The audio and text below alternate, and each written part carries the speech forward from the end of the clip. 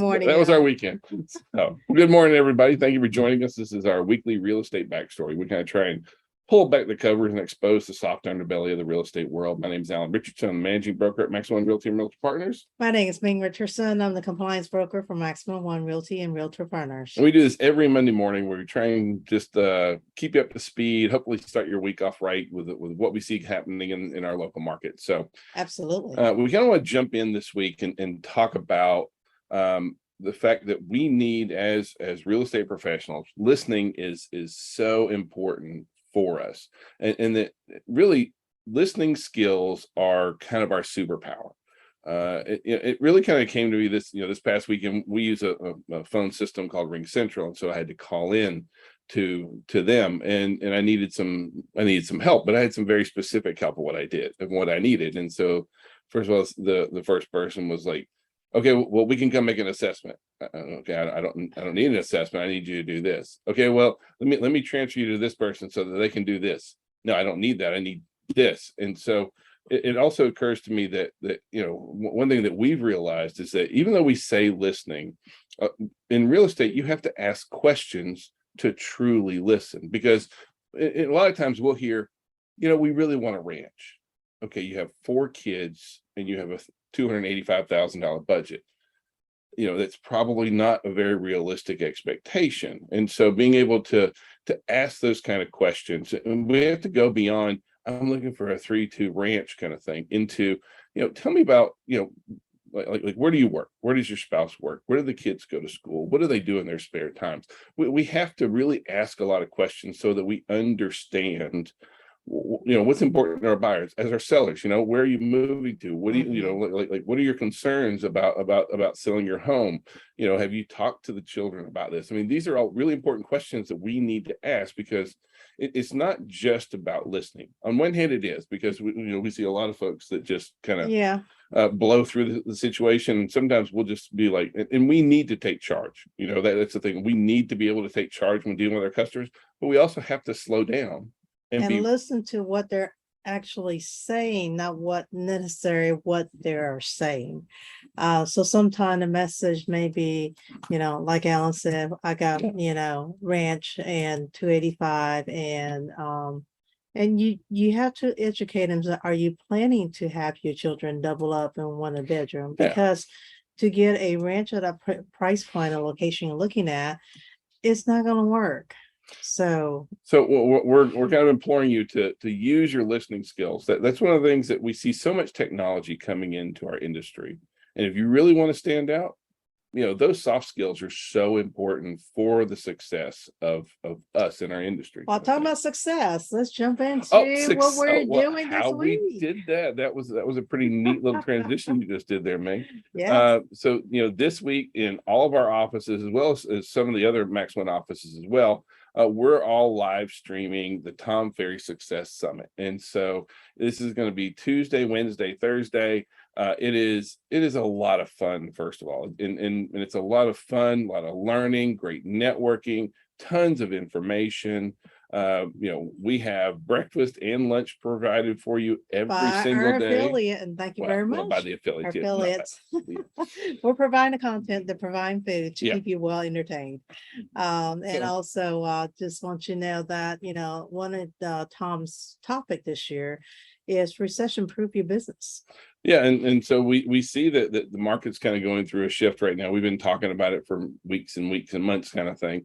But he's going to be talking about booking 100 appointments over the next 12 months, being an agent investor, like Ming said, business lessons, navigating net worth to millionaire, listing launch strategy. I mean, we know that listing still, by most part, still kings and queens with certain price points. So, and also we're going to talk about that a little bit too. And lead generation playbook. I mean, I know a lot of y'all out there have good intention, but do you know how to do it properly? And do you know what to say to the client when you've been asked certain situation? And do you know how to come across as professional, not at the same time, and being really green yourself? So these are things that, Tom gives good testimony from producers that's been down on this road, as well as scripts that will help you.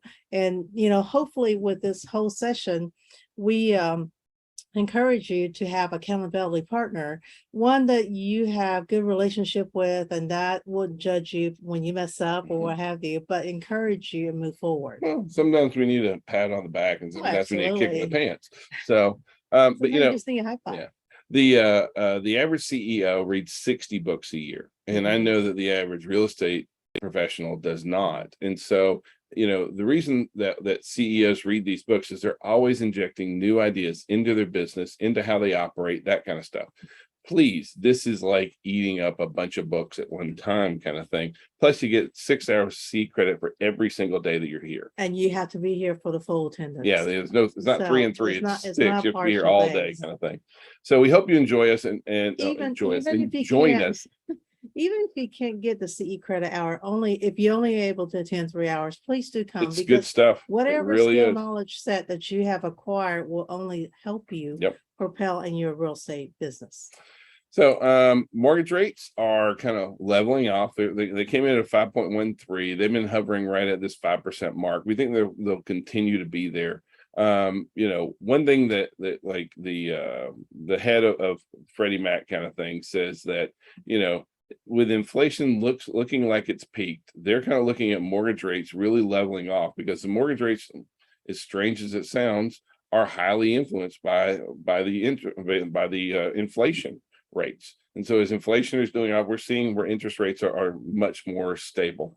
One thing we have to get our clients to realize is this is our new normal for now. We're probably going to be sitting in this 5%. Now, I do think long term we'll be looking at rates dropping a little bit over time. The Fed chair wants to see that, It depends. well, It I mean, just depends but on a lot of 5% is stuff. still a really good rate. It's When a you great look at rate. when you look at what is a normal interest rate over the past 30 years, 5% is still historically low. Yes, people got I'm not going to say spoiled, but used We to are spoiled. used to 3%, 3.5%. It's just not realistic. And so Those are yeah, typically what car loan percentage when you have great credit. Yeah, that kind of So thing. when So- you're talking about a larger investment, such as house, typically it's a lot more risk for the investor to take on, or banking institution or mortgage company to take on. Yeah. All right. So there was a new survey out by Fixer this past month who said that what is most important for features for homeowners, for our buyers, what are our buyers looking for? And so, we're seeing where the competition is, like we're seeing where properties are sitting on the market a little bit more. Buyers are able to be a little bit more selective. Sellers cannot just stick their house out there. So Yeah. in saying that, we have to understand that these are some things that we as listing agents can do to help maximize our property's value. So first one is usable outdoor areas. Are we taking advantage of that? I've seen where sometimes we'll have a sliding glass door and there's this giant table you can't even get outside with it, that kind of thing. So Mhm. being able to, anything we can do to bring the outside in and be able to take advantage of it, it's 9 million degrees, but here in Georgia, we just live inside, outside. We just sweat. That's how it goes. So, any kind Lighting is important too, y'all. so opening those blinds, they're, not just for showings, but having the blinds either pulled up or all the way out, really big deal. Mhm. Home offices, there's It's still a lot still- of people who work at home right now. Right, so And- it's still important. Thermal insulation, because the cost of utilities and everything else is going Yeah. up. So when you have a thermal insulation throughout your home, it tends to Yeah. seem to be a huge plus. Yeah, and the same thing with HVAC, same kind Yeah. of things on there. Security. Now, security, like having alarm codes and things like that are good. Bars on windows, that's a big no-no. Don't go there with that. I mean, with the Um, bars on the window, honestly, with Ring right now and everything else, it's a very, if someone's gonna break in your house, they're gonna break in, okay, bottom line. And so the bar does not deter them as much as right now with the Ring system, where you can actually see when somebody's coming in your door Yep. through your phone, and it's an immediate item notification. So Spare rooms are another big deal, again, because so many people are still working from home, that Mhm. kind of stuff, any kind of privacy issues. So these are the ones that are big deals. We need to make sure that for our properties, when we're listing properties, looking at them, how can we maximize our property's value? Well, this is what our buyers are looking for. So let's make sure that we are focusing on those things. all right. Let's jump over Move on. onto some good job. So housing affordability has fallen to the lowest level since the Great Recession. So this is not good news for us, but we've known this is kind of, we've been seeing this We've trend been going seeing the on. units coming down, Yep. even though sale has not been, the dollar amount Yep. has not been affected, but the units has. Yeah, and that's exactly right. Now, this past week, the National Association of Realtors, Lawrence Young, he said the nasty R word, and we have to kind of break that down a little bit, kind of thing, because he said that what we're seeing with new construction and with the reduction of sales has caused a type of housing recession. Mhm. But it's not a housing recession, because when you look at values, there's no recession drop in It's values. a kind of thing. recession in purchase. Yep. Not necessarily recession in the price point of the home. And I think Yeah. that's part of And the that's bottom line one on thing, that. but a lot of news outlets picked up on that whole thing of based on new construction and on Mhm. the number of transactions going down. Not that property values are going down. We are not seeing property values, and especially here in Georgia, we're not in the same boat as a lot of places in the country. We have to They know that. are area and in country that are experiencing a price decrease. We'll show you. We'll show you in just a minute. Okay. So yeah, we'll get there. Sorry, So jumping ahead. yeah. So at the same time, we are seeing new construction slow, and this is a kind of a worrier here, kind of thing, because new construction starts are down. They plunged almost 10%, and that's a really big deal. Permits are still kind of holding better, but we're seeing where the builders are moving over into some different types of products, condos, townhomes, that kind of stuff. Yep, Multifamily is still up on there, and so that's not good for single family residential. We need houses. It's really important in there. But that in turn is also causing our builder confidence is really kind of down. The builders are all feeling very skittish at the moment. We know one builder that just recently pulled out of 5 different neighborhoods that they were going to be building, all because they were over 400,000.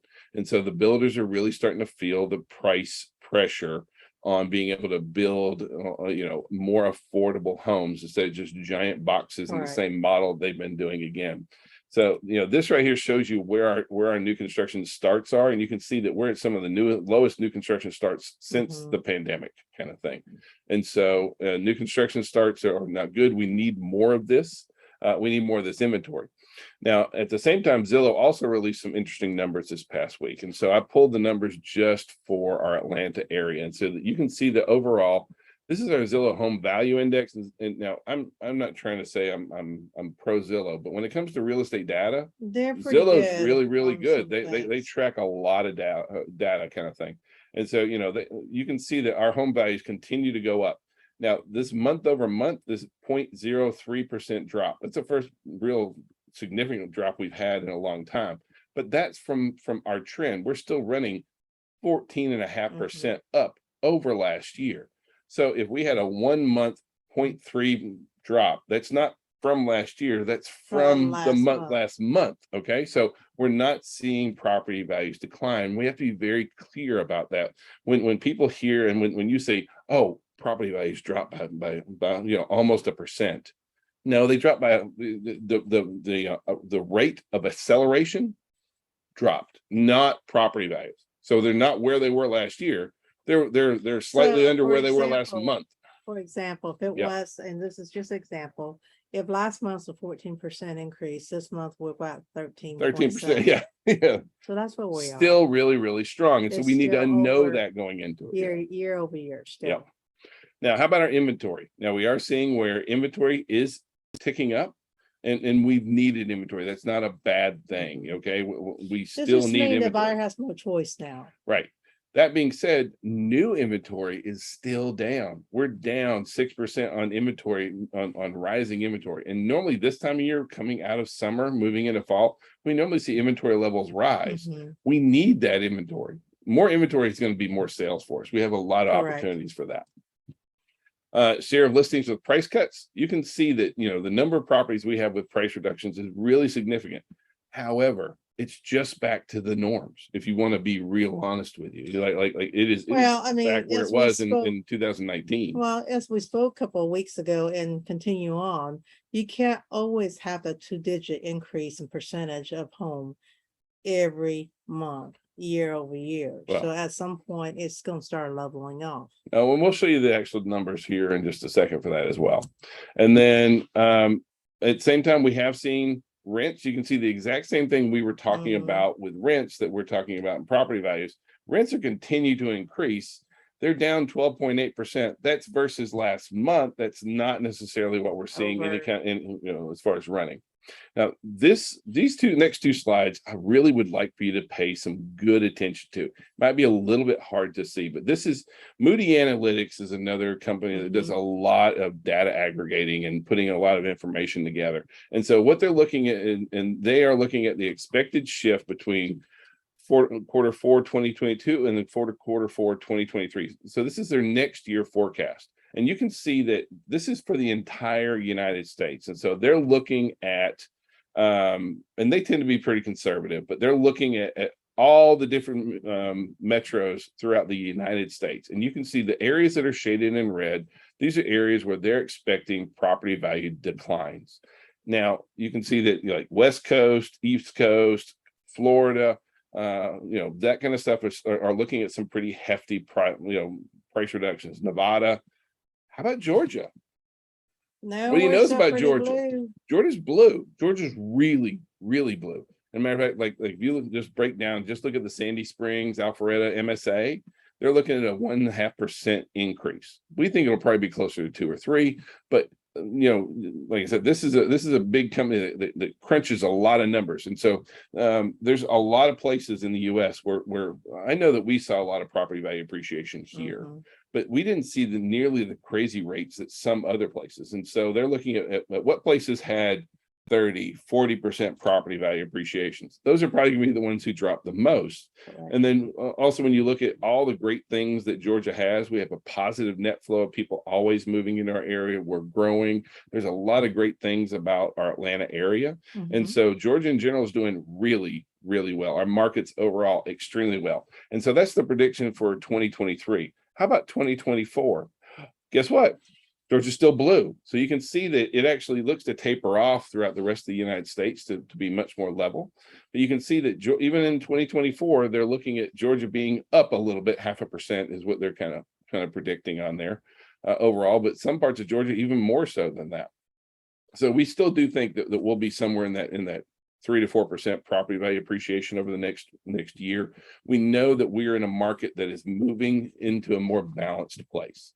And that's someplace that we've really wanted for a long time. I've heard agents lamenting, we just need more inventory. We need this. Guess what? We're starting to get more inventory now. This is a really good thing for us. So that being said, we have to be ready that when a market shifts, what do you do? So you have to ask for a price reduction. But when you should ask for a price reduction, be smart. Come on, use your head. I mean, immediately because you didn't get a hot property right off the like a brand new property that's priced well. No, don't ask for a price reduction there. But for a property that's been sitting on the market for a while, that might be a property that's open for a price reduction. If you can pull comps and see that it's clearly overpriced, that's a property that you can submit a price reduction. If it's got, extensive repairs, poor condition, bad location, floor plans by Dr. Seuss, those kind of things, we have to be smart about this because we're moving into price is still going to be a very big deal. And I'll show you some more slides about that in a second. But understanding that just every property that comes out, I'll just go 10,000 under asking, go 20,000 under asking. That's a waste of your time, right? I mean, and so we have to make sure that we're doing our due diligence, and we are seeing more price reductions go through. But the ones that we see going through are for houses that have been on the market for a while, the houses that were overpriced to begin with. And also some you can see some deferred maintenances, and you see that the sellers did bare minimum in order to make the curb appeal look great, but there's a lot of deferred maintenance that's underneath. Well, at the same time, we've got we have an uptick in bidding wars for lower priced homes. For our entry priced homes are seeing more bidding wars. Okay. And so this is one of those things where we have to understand that real estate is local, but it's also very price point driven. Absolutely. So a $700,000 house is not going to have the same level of activity that you're going to get for a $225,000 house. You put a $225,000 house on the market and it's in good shape and There ready to it go, goes. then we're seeing bidding wars happen for those properties. And so we have to understand that this isn't a one size fits all. We have to be very wise about this. So, this idea of we're going to throw out a bunch of price reductions, that doesn't make sense. But we also have to be ready to inform our clients that, what, for really well priced properties, we are going to be competing for those properties. So you can't just go in and just be like, well, the market has shifted. Well, our market is shifting like a herd of turtles. It's slowly moving, and we have to be ready how to handle those nuances as it comes along. Absolutely. So, now at the same time, Ming was talking about this just a moment ago, and so we are still seeing where home purchases are getting canceled at the highest rate since the pandemic happened. Okay, And it's because buyer thinking that they're still qualified for a certain amount of loan, and then when they touch bases with their lender just to find out, one, their product has changed from the mortgage company standpoint, and two, and now with a higher interest rate, they're not able to afford that home. Not only that, and sometimes, depending on location, the taxes on the property may be much higher than the one they were looking at prior to. Well, and what we want you to understand is that we know that more homes here in Georgia, about 23%, almost 1 out of 4 contracts is falling out. That's kind of the statewide norm right now. That being said, we need to be smart about how we're preparing our clients. Like I hate to write contracts and lose them for no reason other than preparation just drives me up the wall. And so, the reasons why we're seeing a lot of these fall out are where buyers are just coming out right out the gate, and they're getting buyer's remorse because they didn't do their diligence. Lately, we have seen a lot that terminate during due diligence period. So if you are terminating during due diligence period without earnest money being remitted, please look at your GAR's special step on the language on the unilateral, because it does make a difference. And talk to your clients about these things. Talk about when they're submitting offers, understanding the price point, what's going on. Have they really looked at the market? Are they ready to go through with this purchase? The whole 9 yards here.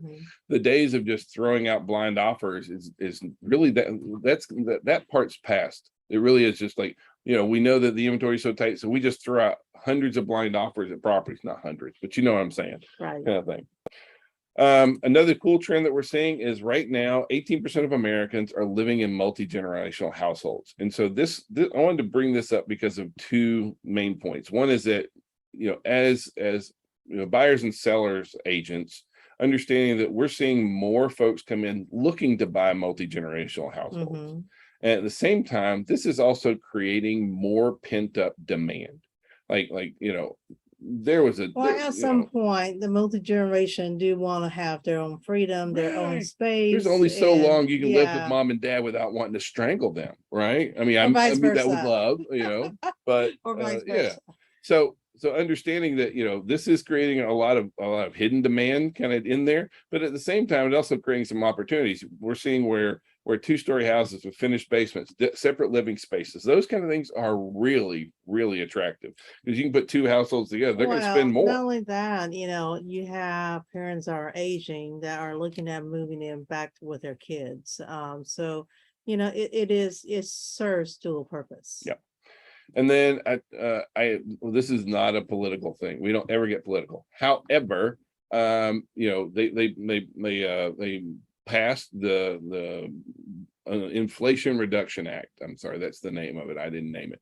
But at the same time, for some of our clients, this is going to create some opportunities for home improvements. And so this is just a really good opportunity for us to reach out and to be able to engage and talk to our clients about kind of thing. And so tax credits are back for doing all kinds of energy efficient installations, windows, doors. This is not just about solar panels. This is just like basic stuff. You can get like $500 for replacing a front door and those kind of things. So long as it's energy efficient rated. Yeah. Okay. It has to be that. And so there's a lot of them that are going to be kicking in 2023. And so I'm not trying to, I don't have a full list to give you because that's always a little bit fuzzy, but for our clients to be able, you might want to very easy to reach out and find this information. State.